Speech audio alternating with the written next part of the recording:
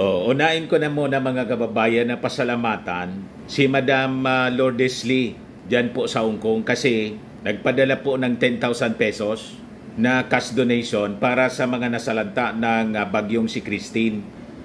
Ayan po, sabi niya sa message niya sa akin, "Good day Mr. Maravillas, finally the transfer went through. Pakicheck po via Western Union, 10,000 pesos. Ayan po mga kababayan, yung sinend sa akin na message ni Madam Lourdes Lee. Ito po si Madam Lourdes Lee, dati na natin itong donor nung 3 years ago sa bagyong Rolly. Alam niya kasi lahat ng mga donations na pinapadaan sa atin ay binibigay natin mga kababayan sa mga intended beneficiaries. And very transparent po tayo. At itong si Madam Lourdes Lee, mga kababayan, client natin sa Firmax Automax, yung mga clients natin mga kababayan, ang range na pinapadala ng mga payments from 10,000 to 500,000. So for the past several years, almost 8 years na po tayo na nagninegosyo at nagbabloging. So far, wala man pong problema, wala pa man pong na-scam sa kanila. Di ba? Tulad ng mga akusasyon sa atin ng mga DDS, ibubulsaan niya yan ni Mr. Maravillas. Yung mga sabi dito sa amin mga kababayan, ang mainakusa, yun ang may gawa. Ang matinao, maginibo. Ang mainakusa, yun ang may gawa. Yung mga gawain nila, pagnanakaw, pagsisinungaling, pandadaya, pag-scam, lahat na yon, ako daw bayad. Sabihin na ninyo ang gusto ninyong sabihin. Sabi ko nga po, kilala ko ang sarili ko at kilala ako ng mga taong kahalubilo ko. Most of the people po na nag-akusa sa akin ng kung ano-ano, lahat man lang po chismis. Kasi nga po, ang dahilan yan kung bakit inaakusa nila ako kasi umalis na ako sa pagsuporta kay Digong. Ba't hindi ako alis sa pagsuporta kay Digong? Nandadiscovery natin, pinaiikot lang po tayo. Masama na yung gawain ng tao.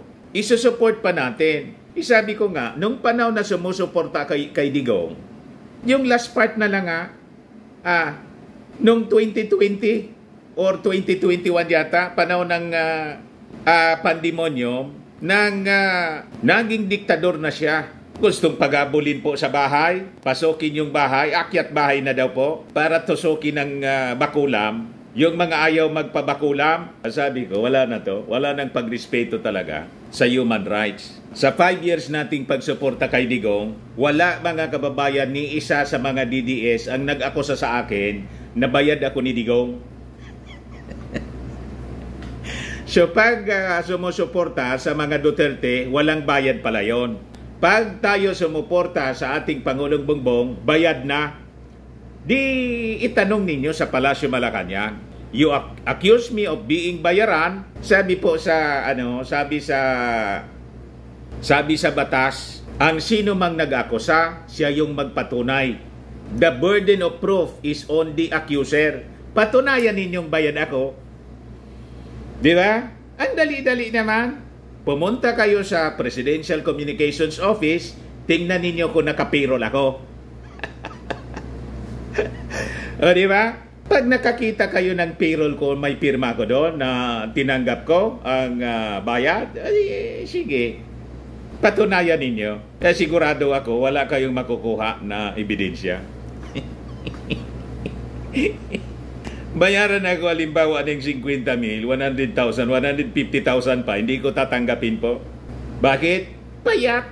Di ko ba kaya mag-raise ng ganong amount with my business? With our business, di ko ba kaya? Minamalit naman ninyo po yung pagiging negosyante namin.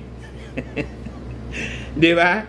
Naghanap buhay kami ng patas. Nagpapagod kami. At kaya nagtitiwala sa akin itong mga donors natin kasi kanegosyo ko sila. Ito si Lourdes Lee, for example. Kuwan ko siya, client ko siya, mulat sa Paul na nag-start tayo ng business, online business po sa Firmax Automax. Kaya nagtitiwala sila sa akin. Kasi napatunayan nila hindi ako scam. Papakita ko bang mukhang kong ito? Kung scammer ako? May kaso na ba ako ng pang-scam? Di ba wala? Nainggit lang kayo kasi ayaw ninyo ng taong umaasenso. Di ba? Ganun ang mga DDS po. Ayaw masapawan ni Pangulong PBBM, si Digong, kasi wala nang mas magaling sa kanila, si Digong. Malabo po.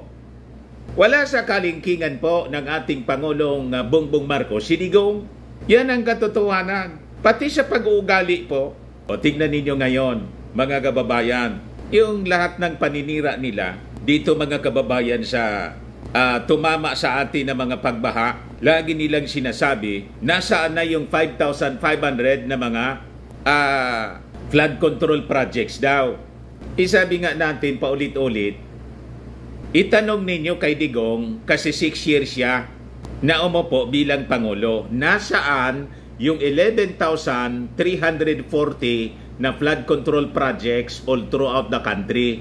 Inanod ba lahat? Bakit ang hinahanap ninyo yung 5,500? O ngayon, ang patunay po, mga kababayan, ang mga flood control projects, nakakatulong din yan sa pag-address sa mga flooding po. Pero ngayon po, iba na yung panahon.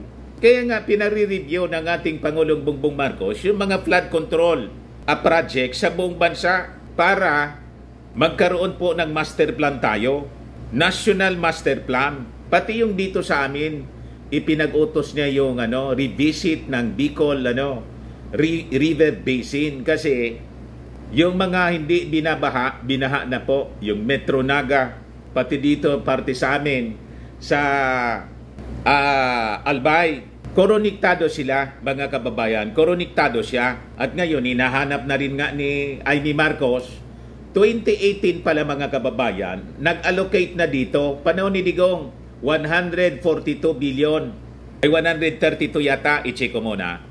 132 billion flood control for Bicol. Oh. Kailan ito?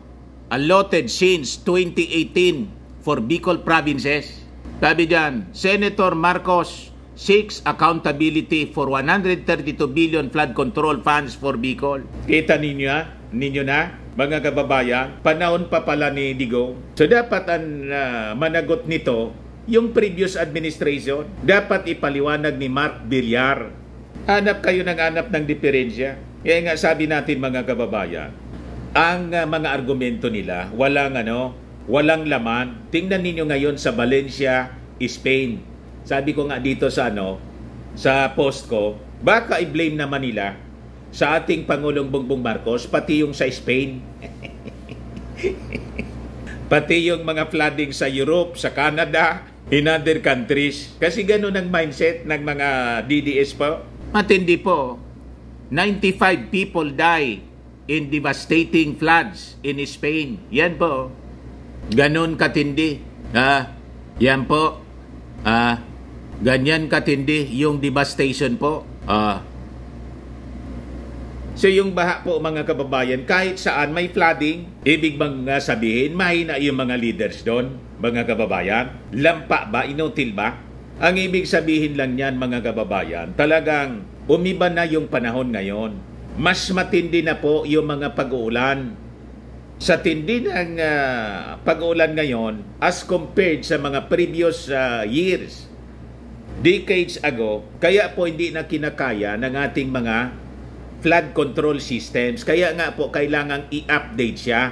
Halimbawa dito, piniliwanag natin. Ano yung sabi ng Pag-asa? Sabi po ng Pag-asa, yung ibinagsak na ulan umabot sa 533 millimeter of rain sa loob lamang ng 24 hours. Ang normal rainfall, sabi nila, ay 323 lang millimeter of rain per month. Imagine that, sa loob ng 24 hours lamang, almost double yung ibinagsak na dami ng ulan, tubig ulan, na normally binabagsak in 1 month. Paano hindi po ma-overwhelm yung ating mga flood control system? Yung mga river system natin po, talagang umapaw. Yun din ang nangyari dito sa Valencia, Spain.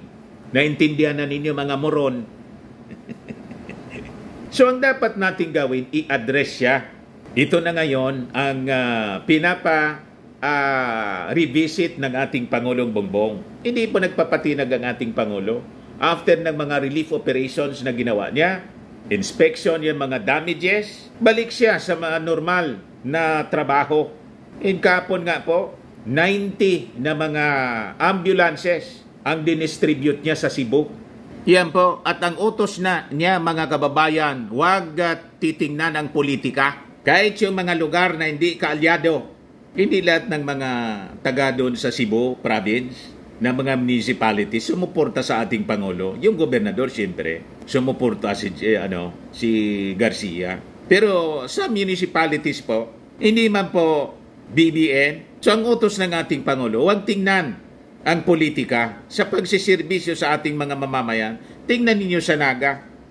Automatic yung pagsaklolo ng ating Pangulo. Tapos na po yung politika, serbisyo na lang ang dapat gawin. Kaya natuwa po si Leni Robredo, nakipagkasundo na siya mismo ang pumunta dito sa Sorsogon para salubungin yung ating Pangulo at makipag-reconcile na po. Then tinamaan kami dito ng matinding pagbaha, lalo na yung Naga, pinuntahan mismo agad-agad ng ating Pangulo para magbigay ng ayuda at mapabilis ang recovery ng buong probinsya. Ayan ang ating Pangulo.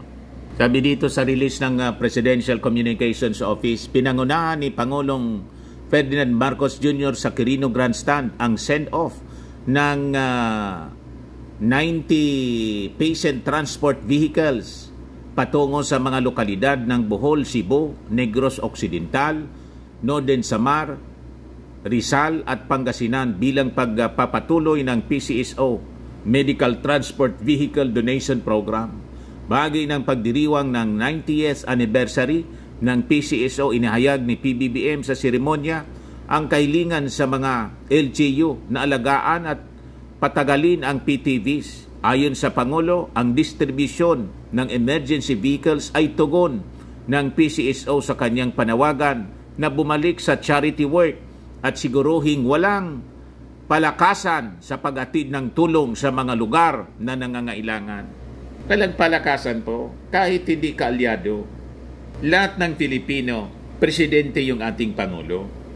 Pati po mga DDS, nagkikinabang ng serbisyo ng ating Pangulong Bongbong. Kahit masasama ang ugali nila. Pero tingnan ninyo, yung leader nila na wala man tayong pakinabang, kundi perwisyo pa nga, nagsisweldo po sa gobyerno. Di ba? Wala man tayong pakinabang. Hindi man po tumutulong. So ito po yung mga pictures. Yan. Kaya mabuhay po yung ating Pangulo. Napakabait po. Yan, mga gobernador po. Mayor. Yan, tuwang-tuwa yung mga mamamayang Filipino. Congratulations po, PBBM. Mabuhay po kayo. Thank you po so much, PBBM and PCSO, for your dedication and resilience. God bless po. Mabuhay ang bagong Pilipinas. Thank you po so much, our beloved President. We really appreciate your efforts and dedication to our country. God be with you always. God is love. Take care always. And may God bless you more. Iyan po, mga kababayan. Ang dami po. 90 units ang pinamigay. Yan o. Pakinggan natin yung mensahe, yung speech ng ating Pangulong Bongbong Marcos sa send-off ng mga ambulances. Ang bisita na nandito, magandang, well, hindi masyadong maganda, pero magandang sa inyong lahat. Hindi ko na pahabain pa. Ito lang ay patuloy. Parang sinisipon yung ating Pangulo. At ipinipilit natin na ang bawat LGU ay magkaroon ng ambulansya. Magkaroon ng ganitong tinatawag na patient transport vehicle. At ito naman ay programa ng PCSO na aming pinag-usapan mula po pag-upo ko at nandyan na si Mel Robles at sinabi ko sa kanya nung siya ay nailagay sa PCSO, ang utos ko sa kanya ay balik ninyo ang PCSO sa charity work dahil nung tinitignan namin yung expenditure ng PCSO ay nababawasan yung charity work at iba sa ibang trabaho na pupunta ang PCSO. Kaya ito ang naging bunga niyan. Kaya sabi ko ay pinakamadali dyan dahil nung senador ako, nung congressman ako, hanggang ngayon ay maraming ating mga chief executive ng ating mga LGU ay panayang hingi ng ganito, ng pension, transport vehicle, ambulansya at lahat. Ay ang sabi ko dapat siguro, hindi ko naman malaman kung bakit napakahirap na magkaroon ng ganito. At naalala ko nung gobernador ako, nakukuha mo lang yung ambulansya dati pagka medyo malapit ka sa kung sino man, o pakiusap, o palakasan unahan, palakasan. Ako naman, hindi naman siguro dapat ganun. Kaya sinabi ko, kailangan sabihin na lang natin. Walang palakasan daw po. Kailangan na lang, basta sabi ko, basta hanggat kaya natin, kuha ng tayo na itong mga emergency vehicle na ganito. At ikalat natin, huwag na natin isipin kung saan pupunta, kung ito binoto ba tayo dyan, nanalo ba tayo dyan, wala nang ganun. Kung saan man nangailangan, magpapadala tayo. At ginawa nila, dahil hindi nyo na itatanong, ito ang 90th anniversary ng PCSO. May counting handa doon sa Manila Hotel mamaya. At kaya naman, karapat-dapat na ang pinamigay na itong mga emergency vehicle ang 90 rin ang ipinibigay ngayong araw na ito. So, dami po. Ako natutuwa na ating nagagawa ito at ipatuloy nating gagawa. Ang hihilingin ko lang sa ating mga chief executive. Toyota Grandia po siya. Quality vehicles. Made in Japan. Mga ito. Basta't alagaan natin na mabuti. Ang maganda rito sa pagpili namin itong modelong ito, madaming pyesa ito. Japanese ayusin, Japanese car, quality. Saan makakahanap kayo. Kahit sinong mekaniko kayang ayusin itong mga emergency vehicle na ito at kahit saan madali makakuha ng pyesa dahil napakahirap pagka yung mga masyadong magagandang ambulance kuminsan na tatanggap namin basta't nasira, hindi mo na makikita na nakaparada na doon habang buhay. Sayang naman. Kaya tiniyak kasi tulad ng itong mga Mahindra na ating ipinamimigay, service ng mga pulis ay madali namang gamitin. Yun lang, alagaan natin.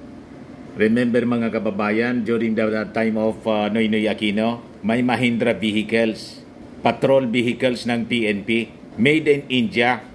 Secretary noon si Maruhas, wala man pong available na pyesa at hindi man po kilala na car maker yung India. So low quality, madaling sabi. Pag nasira yung Mahindra, may mga tumatakbo pa man na pa isa-isa ngayon dito sa amin. Pag nasira, kasi hindi available yung pyesa po, tapos na. Disposable. So yun ang sinasabi ng ating Pangulo ngayon. Pero itong Toyota Grandia po, available ang pyesa. Pag nasira, makabili ka kaagad. So practical siya. Mga kababayan, ayaw naman po na sabihin ni na yung previous na mga wala siyang pinapangalanan, yung previous experience po. Alam na natin kung ano ang nangyari noon. May mga nagtungpats kasi. Yan ang ayaw ng ating Pangulong Bongbong Marcos. Kaya pinili niya na supplier po ang Toyota kasi quality cars made in Japan, available ang pyesa. Yan napakaganda mga kababayan. Mabuti, patagalin natin ng mabuti. At sana pagka tuloy-tuloy itong programa na ito ay hindi lang 100% ang mabubuo natin. Ay pinagmamalaki ng PCSO kanila. kaya daw nila mag-deliver ng Tigalawa. Kaya gagawin daw natin to 200%. Kaya nasabi mo na yan kaya pangako na yan. Hindi na natin pwedeng, kailangan matupad yan. Mapapahiya ko rito, panayang announce ko rito. Baka may magamit na naman ng pangbatikos, yung mga DDS. Na aming nagagawa ito na ang ating mga LGU ay hindi na nahihirapan. Alam naman natin na lalo na sa outside ng mga malalaking syudad, ay kailangan na ito kay patient transport for marami ginagamit yan sa maraming bagay. Kaya magpasalamat tayo sa PCSO sa kanilang patuloy na trabaho para sa pag-deliver ng mga emergency vehicle at ipagpatuloy natin itong programang ito. Maraming salamat. Mabuhay po kayo. Mabuhay ang bagong Pilipinas. Thank you. May we invite the President, together with the PCSO Chairman Reyes and PCSO General Manager Robles, to lead the ceremonial send-off of the 90 PTVs going to their respective localities. The PT for Cebu and Bohol starting tomorrow, ikakarga po sa Roro. permitting. Yan po. Yan ang napakagaling nating Pangulong Bongbong Marcos. Nandyan ang dedikasyon talaga niya sa pagsiservisyo. Walang AJK, walang tukang sa war on drugs. Di ba? May pagrespeto sa human rights. Focus niya, rehabilitation. Kaya ilangan ito na mga ambulance para i-transport yung mga i-rehab. Di ba? Sa mga naghanap ng malinis and spacious fitness gym, pumunta lang po kayo sa aming Colossal Fitness Gym. We also offer Grab Car Rental with our brand new 2023 model ng Toyota Innova. We also accept booking for those who are planning to travel via PAL, Cebu Pacific, and other airline companies, local and international, and bills payment for Meralco Bills, PLDT, Aleco Bills, etc. Ang Colossal Fitness Gym is located at 3rd floor Security Bank Building, Landco Business Park, Legazpi City, Albay. For inquiries, look for Chilon Maravillas. Contact number 0966-802-0949. Yan yung aming Innova. Lagi na pong matao sa amin. Pati mga foreigners po, tingnan ninyo. Mga British tourists sila. Ang lalaki ng katawan na, mga kababayan, nag-gym sa amin. Ito naman po, Indian National. Ito mga mga European sila. Ito naman yung bago naming product na binibenta online, iGlow Serum. Whitening po siya galing sa South Korea. Tingnan ninyo yung epekto sa aking anak na architect entrepreneur, Riz Maravillas. For inquiries, look for Riz Maravillas on FB. Ito naman po, Firmax Firming and Lifting Cream. Pinapahid po ito sa mga pulses and affected area. Mainam po ito sa mga pains at paninigas na mga kaso-kasuan. Ito po, Automax Radiant Serum. Sa mukha naman yung application. Anti-aging po siya. You will look 10 years younger than your age. Sa mga cancer patients naman po, baka lang gusto ninyo itong itry. Nengxia Red Mixed Fruit Drink. Hindi man po siya gamot, food supplement siya. Kaya lang, gawa siya mga kababayan sa goji berry. Yung goji berry may anti-cancer properties. Yung mga inquiries ninyo, dumiritso na lang kayo sa aming messenger sa Facebook para masagot namin agad. Ayos po. Ako po si Dante Maravillas. Bye-bye. God bless.